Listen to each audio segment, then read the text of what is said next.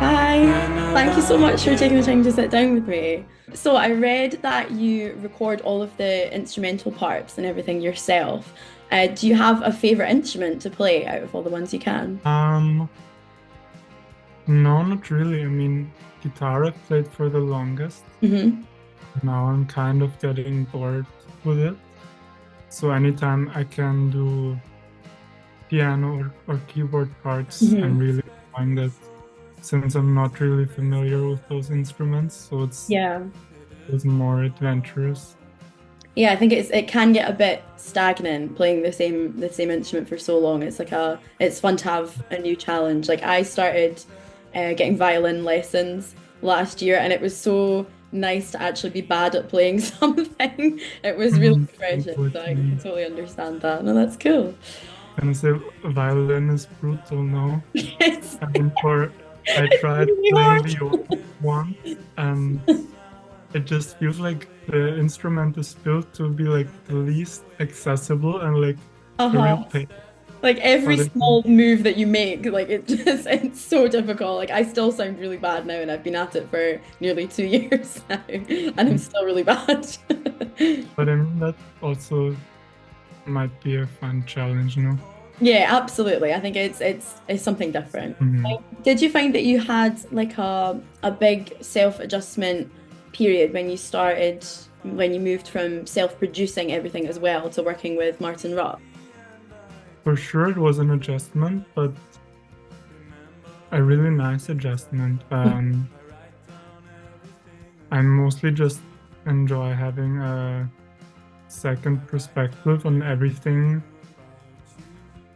at the moment of recording things because again can get so much in my head uh, and just get lost in like how I would like people to perceive my music Of course. uh, or stuff like that. And it's nice to have someone there to bring you back to what you actually wanted to create with that song and get that anxiety out.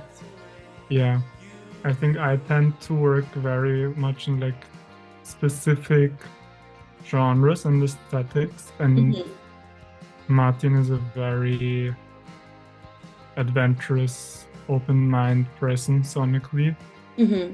So he forces me to get out of my comfort zone of working in a specific subgenre, and I also really enjoy that.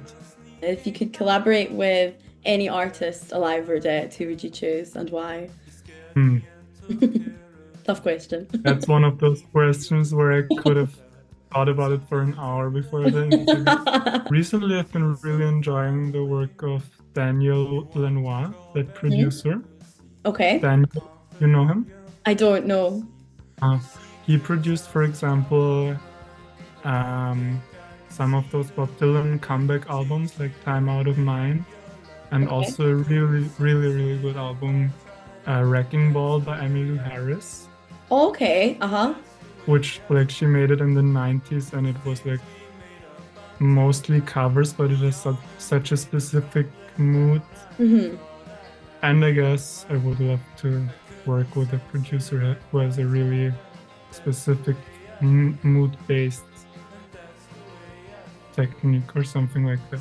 Yeah. Do you have, when you're playing live, do you have like, is there something you always look forward to the most out of the live shows? Like, is there, what's your favorite part of playing live with your friends? I really, really enjoy just the driving, honestly. Hmm. Uh, that makes me, I mean, if it's too long, it can get exhausting, but I really just enjoy being on the road and listening to music. I have such a specific headspace. But of course, I also enjoy the shows. They can also give me a lot of stress, but Hmm. once I'm in a good show and I feel like it's an attentive audience that Hmm. like carefully pays attention, that can be a beautiful thing. Do you find that when you're playing live, you can kind of like switch off and relax and go with it, or is it more of a sort of hyper focus situation? I think the way stages are built, Hmm. that you sonically you're very closed off because you have your own mix Hmm. and the lights can be really bright and stuff like that. that can make you really feel unnatural, like you're not Mhm. there or something. But then actually sometimes hyper focusing on details can make me relax and be in the moment, like Mhm. really concentrating on playing the guitar right, or really listening to the snare drum, something like that can put Mhm. like bring me back into the show. And do you find now that you've got like when you go to these shows, are there people that have been listening to your music and following along for a while that are there that you meet? Really depends on the show and who's organizing it. Mhm. I mean, sometimes you're in a lineup thrown together with different bands of different genres, Mhm. and which I really enjoy because then I don't know, people who would mostly listen to, for example, punk Mhm. are there and haven't heard a song from you before and can watch it with a very open mind. I think that's really cool. But I also think it's cute to know, for example, when we've played in one town already for 2 times, and then the people there are like talk to you how they like the new album compared to the last album and ask you something about a lyric. Mhm. That makes me really happy. And I think you said before that you like you don't want to be like too famous in the spotlight and that playing gigs around Europe is like where you want to be at. And I think it's that like that's kind of one of the reasons I went into because I'm a music teacher like for my job. And like Mhm. that was one of the reasons why I did that instead of being like a performer on the stage because I just didn't like fame isn't something that I would particularly enjoy. And I think social media as well now has a huge impact on how people listen to music and how artists are discovered. Do you see in your day to day like those impacts from social media at all? Like, what are your thoughts on that? Yeah, I think it's very strange because as you make music for a longer time, it gets something just part of the thing you do, even though that's not something you initially signed up for when you thought, oh, I want to make music. Yeah. Yeah, I mean, I really don't enjoy promoting my music on social Mhm. media that much. But I think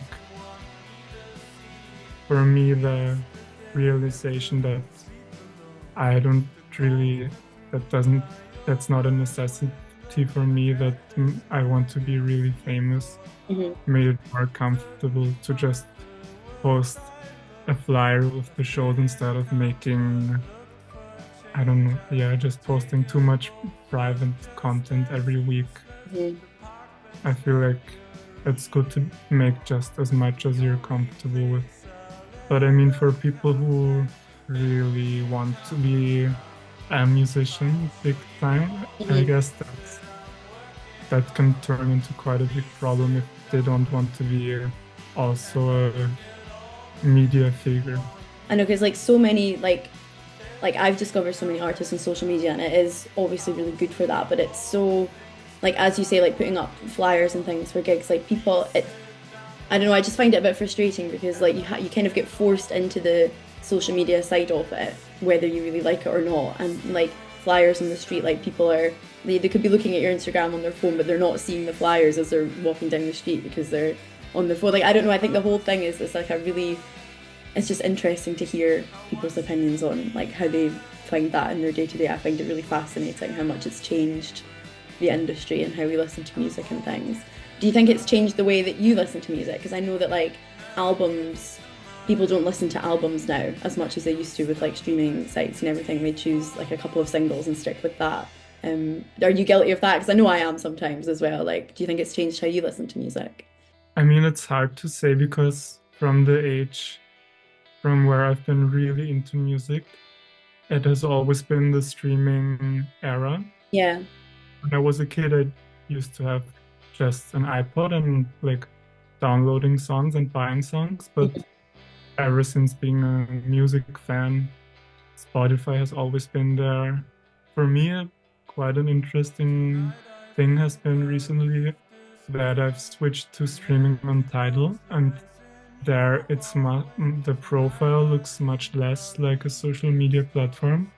You don't see, like, for example, monthly listeners. Hmm. And so as an artist, you can't set the picture. There's just some very random picture of you. You can choose it. Um, and I kind of enjoy that you focus more on the albums themselves. And yeah, when I used to have Spotify, the first thing when looking at an artist, probably because I'm an artist myself, would be like, oh, how much streams do they have? Do I think they should have more or less compared to how much I like their music? It's like the followers on social media, isn't it? It's like what everyone looks Yeah, at first. I like not being able to see that now and just judging the music on its own.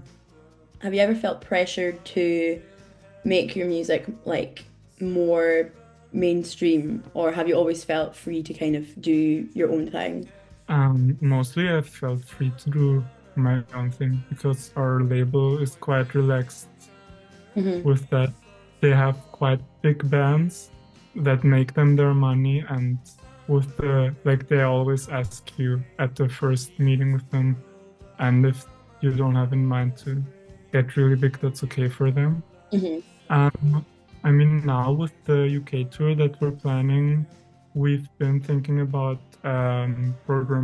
programming Instagram ads so Hmm. people will come to the show. We Uh, are gonna probably do that. I'm a bit annoyed that I have to create those ads, but also I'm happy if people show up to the shows then. So just trying to do how like as much as I'm comfortable with. it's good because I think, as you say, like money is a huge thing. Like I know, like us some artists, especially small artists, get kind of pulled in the other direction from where they like originally started because of promoting and like bringing in money and everything. But that's it's really nice that you feel that you don't have that pressure necessarily, and you got that free creative space. That's really nice. I also read that you'd left some songs off of the new album because you didn't want to put yourself totally out on the line, and that you've kept those songs private. Do you think that will you ever rework those like songs with different lyrics, or are they like strictly just private and just for you? No, that's actually what I've been trying recently because a few weeks ago I revisited some of them and I thought like, that's actually like nice melodies. I wish I could use them somehow. So I'm trying to find a way to make something different out of them. Hmm. Oh, brilliant. You also said that you used to, and you mentioned it at the beginning as well, that you used to write on guitar first all the time, but that now you've changed to writing the lyrics first. Was that just to give yourself a new challenge, or was there another reason for that? I mean, with what I've said earlier, that it's kind of been that I feel kind of sick of playing guitar a little Mhm. bit. It just felt more, not necessarily a challenge, but just more fun. Hmm. Also because I've really started getting into like quite lyrical music, Hmm. and that opened up another door for me somehow, to see the music as a backing for the lyrics. And it does have a bit of a part of a challenge with it when you write a really weirdly structured line and then you have to find a way musically to work around that. Hmm. That's just a fun little thing about it, which I also enjoy. But do you have a favorite lyric by someone else that you wish you'd written and thought of it first? Mm,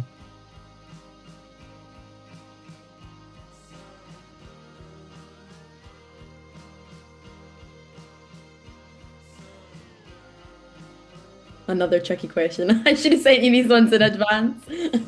that's one of those things where, like, in the shower, I would think, or like to fall asleep, I would think, if I would have to rank, what would be my top five favorite lyrics? But then when I'm on the spot, I can't think of Just mind any. goes blank. Or even a song where you just think the lyrics are just really, really Oh, I think I know. Maybe from Purple Mountains in the song uh, Snow is Falling in Manhattan. good. Hmm. There's a line, songs build little rooms in time, and housed within the room's design is the ghost the host has left behind to greet and sweep the guests inside and sing his little lines. Something like that. Oh, I love that. That's so nice. I'll need Yeah, to listen to that one. I don't know that song, but that was that's beautiful. Well done for not, reciting it from memory.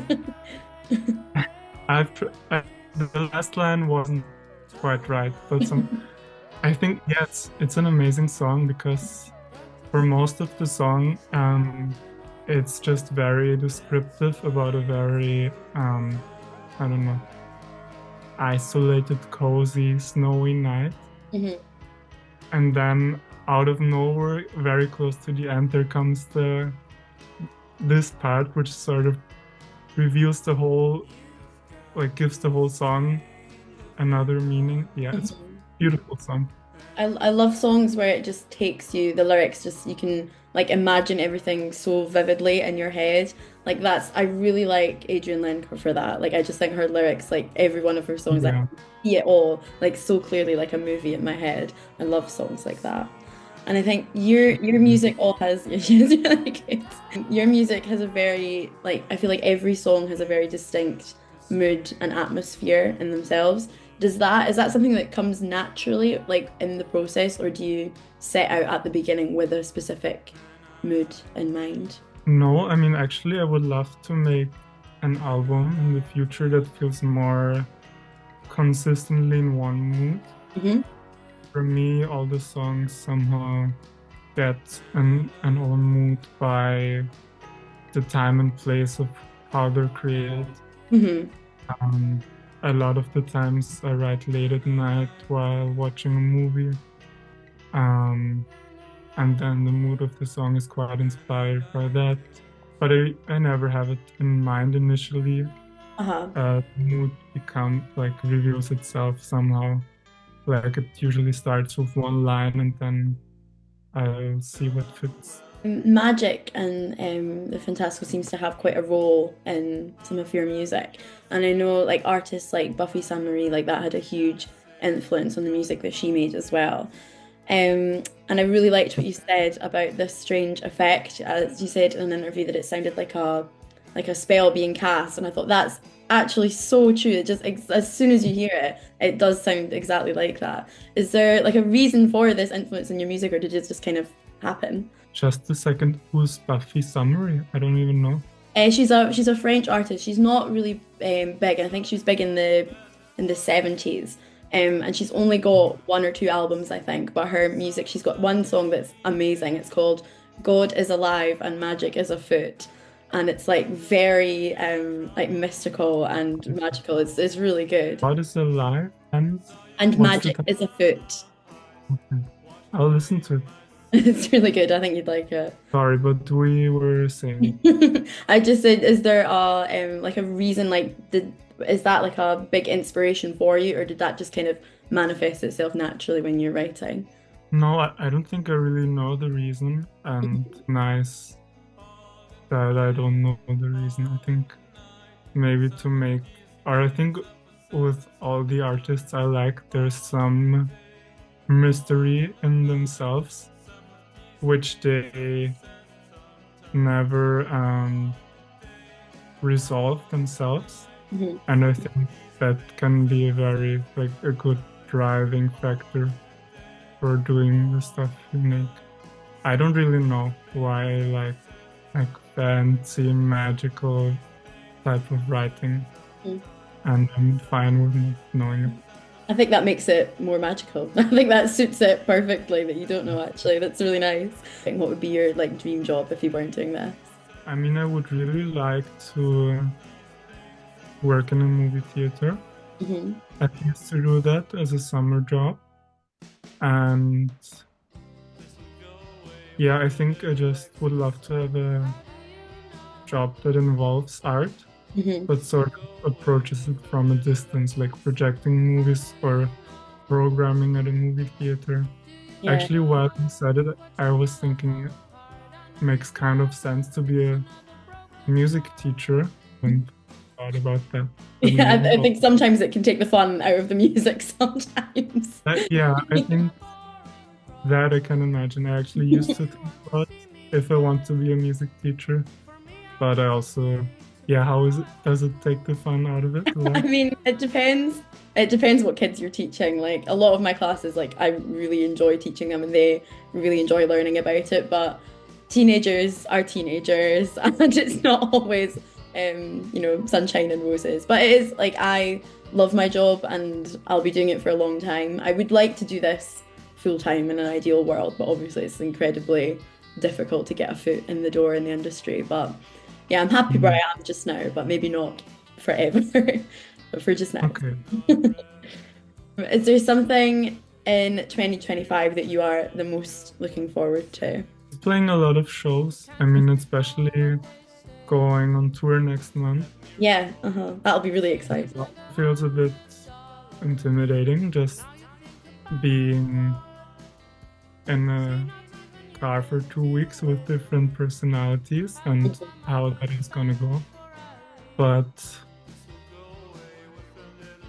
no, I feel like the writing the music is the hardest part, and then once you know exactly how you want to do things, it's a joy to just perform it in front of people. I don't really have sorry. It's okay. Like, I mean, no concrete plans for something new, but just a live part I'm really looking forward to. But I'm also really obsessed with like the lyrics of